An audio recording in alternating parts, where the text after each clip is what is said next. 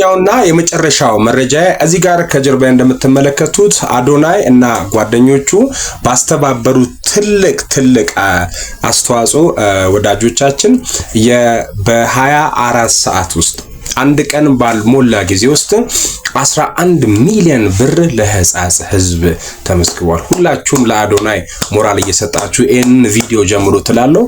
ይህ ከምንም በላይ የሆነ ተአምር ነው።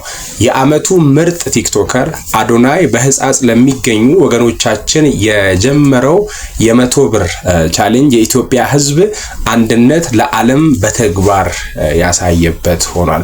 አንድ ቀን ሳይሞላ 11 ሚሊዮን ብር መሰብሰቡም ሌላኛው ተአምር አስብሎታል። ለወገኖቻችን የደረሳችሁ 100 ብር እያላችሁ የደግነት ማዕበል የፈጠራችሁ ሁሉ ታሪክ ሲዘክራችሁ ይኖራል። ይህ ድል የሁላችንም ነው። የኢትዮጵያ ህዝብ ሆይ ክብር ይስጣችሁ። 100 ብር ተደምሮ ዛሬ ለሺዎች የህይወት ተስፋ ሆኗል። በህፃጽ የሚገኙ እናቶችና አባቶች ህፃናት ዛሬ በእናንተ ምክንያት ፈገግ ብለው ውሏል። አንድነት ሲኖር ተራራው ይናዳል። ርህራሄ ሲኖር ህይወት ይለመልማል። ይህንን የኩራት ዜና ለሁሉም እንዲደርስ ሼር በማድረግ አጋሩት። እናም በስተመጨረሻ ይህንን ቻሌንጅ ሁላችሁም ተጋሩት። አሁንም እኔ ቻሌንጁን አክሰፕት አድርጌያለሁ። ቻሌንጁን እናንተም አክሰፕት አድርጋችሁ አሁንም እንግዲህ የበኩላችሁን አድርጉላለው። ታንክ ዩ።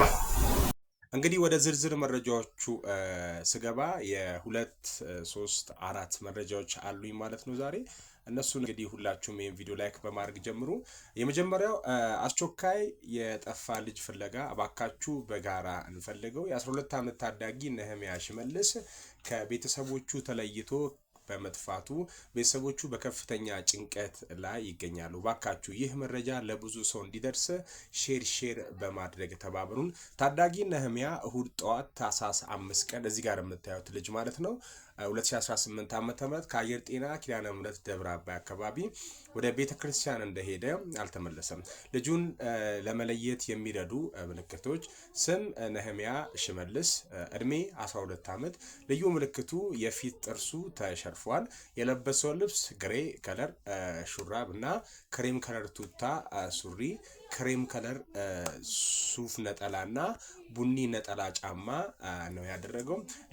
ልጁን ያያችሁ ወይም ያለበትን የምታውቁ በእነዚህ ስልኮች ይደውሉልን 0911733666 0913445385 ደግሞ አለው 0911733666 0913445385 ፈጣሪ ልጃችሁን በሰላም ለቤተሰባችሁ እንዲያቀላቅል ጸሎታችን ነው።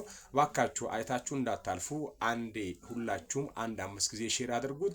ባለፈው እንግዲህ የተፈጠረ ነገር አለ። ሀበን ካሱሌ ባካችሁ ኢትዮጵያውያን ይሄን ዜና የምታዳምጡ ሀበን ካሱሌ የተፈጠረ እንትን አለ። ባካችሁ ይሄን ለመታደግ ሼር አድርጉና ይሄንን ህፃን ካገኛችሁ ለቤተሰብ እንድታስረክቡ አደራ እላለሁ።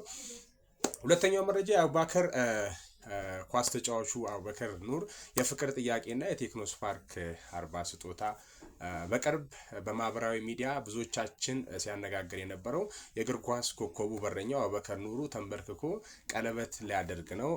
ማን እንደሆነች ብዙዎቻችሁ ጥያቄ ሊያስነሳ እንደሚችል ይታወቃል። ዛሬ ግን ይህ ሚስጥር ይፋ ሆኖ በረኛው ተንበርክኮ ቀለበት ሳይሆን ቴክኖ ስፓርክ 40 ሲያጠልቅላት ማህበራዊ ሚዲያ ላይ እየታያለ ፎቶ ነው ይሄ።